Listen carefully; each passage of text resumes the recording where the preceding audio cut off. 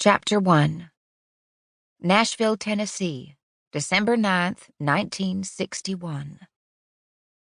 Elvis Presley's soulful voice echoed in the deserted lobby of the Maxwell House Hotel, bouncing off marble floors and wood paneling, both in need of a good cleaning.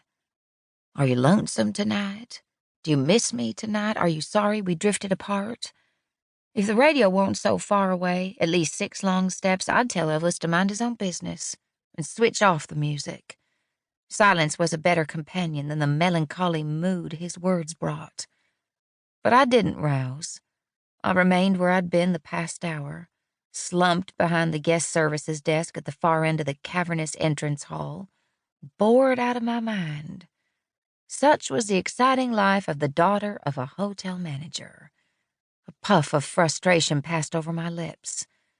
Dad shouldn't expect me to work the front desk on a Saturday. Just last week he'd promised to hire someone to replace Bea Anderson now that she was a giddy newlywed, beginning a grand and exciting life with her new husband in Texas. Bea's whisper of "it'll be you next" when she hugged me goodbye still rang false. She and I both knew I hadn't had a date in over a year. Not since Mama's unexpected passing and Dad's near breakdown.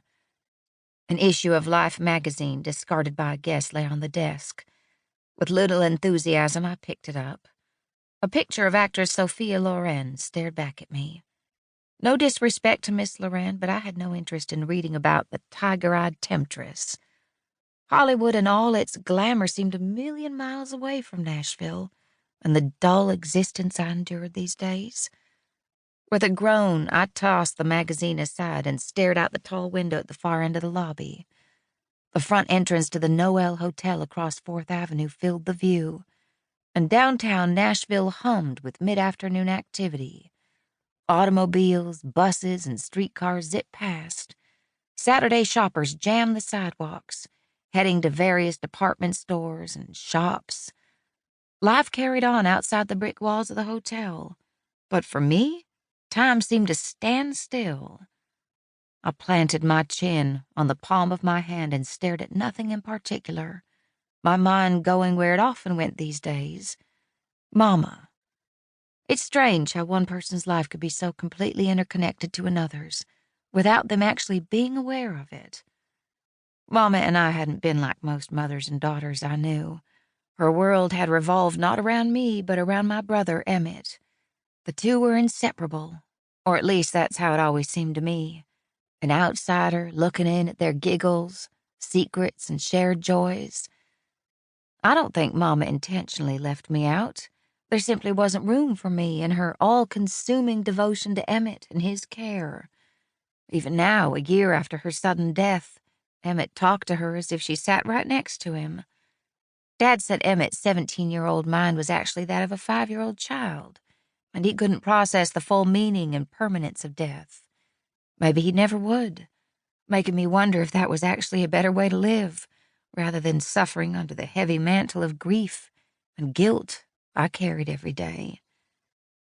I heaved a sigh and picked up the novel I'd laid down an hour ago. Maybe reading would get my mind off the sad state of my life. To Kill a Mockingbird was all the rage, but I'd had a difficult time becoming immersed in the story. I brought it with me today, determined to get past Chapter 5 and see if Boo Radley really does come out of his house. I just turned the first page of Chapter 6 when the front door to the hotel opened, the afternoon sun causing such a terrific glare on the brass and glass I couldn't make out the returning guest. Certain whomever it was would bypass me and head to the elevators, I continued reading. With the Maxwell House now a residential hotel rather than the center of Nashville's social and political life as it had once been, help from the front desk clerk was required only when a guest had a clogged commode or saw a mouse dart down the hallway. Footsteps echoed in the foyer at the same time the telephone on the desk jangled. I reached for the receiver, the most exertion I'd expended since lunchtime. "This is Audrey Whitfield. How may I help you?" A female chuckled on the other end of the line. "Audrey, this is Lucille." Lucille Clark, the hotel's switchboard operator. "Sorry, I thought you were one of the guests." "Get ready." Her voice lowered. "For what?" "He's making a beeline right for you," she whispered. Then the line went dead.